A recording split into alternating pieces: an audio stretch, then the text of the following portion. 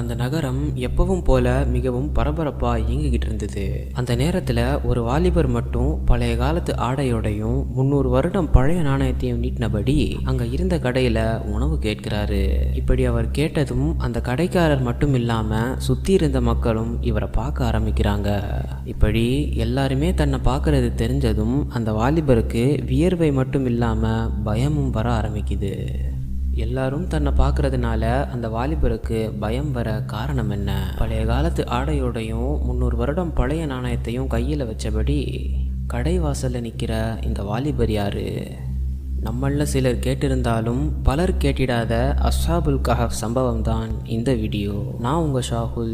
Welcome to more than just religion. அம் ஹஸிப்த அன்ன அஸ்ஹாபல் கஹ்ஃபி வர்ரகீம் கானூ மின் ஆயாத்தினா அஜபா